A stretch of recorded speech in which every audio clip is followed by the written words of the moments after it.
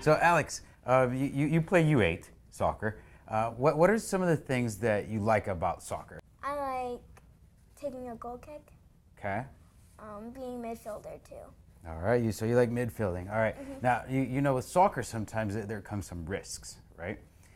What are some of the risks or some of the things that could happen while you're playing soccer? You could go to head the ball, and you hit your head really hard. Right. Okay. Yeah. So that's definitely something that could happen. Or maybe you're running and maybe you fall down, or Your shoelaces are untied. your shoelaces can be untied. Right. Many things can happen out on the soccer field. Right. Okay. So what if you do hit your head? What would be some of the things, some of the symptoms that you would recognize that maybe you have a concussion? Memory of loss, blurry vision, maybe your hearing. Okay. All right. So if you have a memory loss, like what kind of stuff are you talking about? Like you're not going to remember a play, you're not going to remember. In school, you might forget what you were doing last week or how to do math. Okay. So what you're saying then is if you could get hurt while you're playing soccer, it could affect you at school Yes. as well. Okay. School and home. School at home. How could it affect you at home? Maybe if your parents tell you a direction, you're not sure what it means, and you don't even really pay attention to it. Okay, so maybe your focus and your orientation level and maybe being able to accept instructions and follow them in the order that they were given to you, right? Right. Okay, so let me ask you another thing then. Why is it important for you to not be using your head at this young level when you're playing soccer? Because your brain hasn't fully developed yet. Hasn't fully developed yet. How big is your brain right now, would you say? About a child's fist connected to. So about that big, right? Okay. Yes. So if you're going to be an adult and it's going to be about that big, how much more do you have to go? A lot. A lot more. A lot right? of years. Yeah. Okay. All right. So I guess let's talk about some of the symptoms then about a concussion. You know, if you do happen to hit your head, do you know where your frontal lobe is? Yes, it's right here. Right in the front. Right. What are some of the things that can happen if you hit your frontal lobe? Maybe you could have a black and blue mark. A black and blue mark? Sure. Yeah. All right. So you might have a bruise, right? Okay. Well, some of the symptoms that are associated or they go along, right, with the frontal lobe, perhaps maybe your emotions, right? Perhaps maybe like you might become very irritable very quickly or very sad. Very depressed. Very depressed. That's a big word, by the way. Do you know where your temporal is? That's right, on your side. All right. On my side. Okay. All right. And what happens there in your temporal? It controls a side of playing and then a side of working and math and reading and stuff like that. Close. You're very close, right? I think what you were describing was the right and the left hemispheres. Oh, yeah. Overall. Okay. All right. Yeah.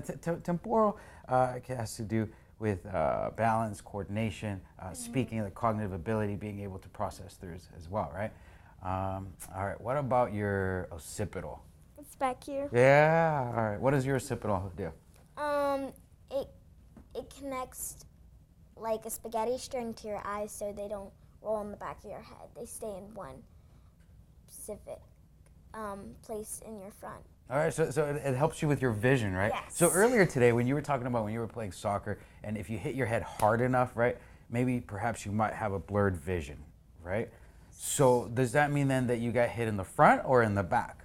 Or maybe both? Maybe both. Maybe both, right? Right. Because to get a concussion, you don't necessarily have to only hit in one place, right? You can maybe hit it when you're coming down and then back again on the way back, right? It can happen many different ways, right? Right. All right. Now, something that we use in soccer a lot is your cerebellum. Do you know where that is? By your ponytailer? Yeah, close. Close, very, very close, right. So something that we use a lot in soccer is balance, right, and coordination, right? We have to be able to make plays on one foot, sometimes on no feet, you know, or being able to move a little bit sideways, whatever it may be, but we know that we have to protect our head all the time, all right? So basically, I guess, what is the number one, the most important weapon, if you want to call it that, of any soccer player? I would think maybe their feet. Their feet? Okay. The feet or their head. One of those two. I would say probably their head. I agree with the feet, right? Because you need to be able to move because you can't really use your hands unless you're a goalkeeper. But in order to be the most effective and the best soccer player you can be, you have to have a clear mind, right? You can't be with all sorts of other stuff and you're not focused on that sport. Right, right. And you know, being able to protect your head while you're playing soccer is going to allow you to do that, right? Especially at your age, making sure that you don't head balls at this early age, right?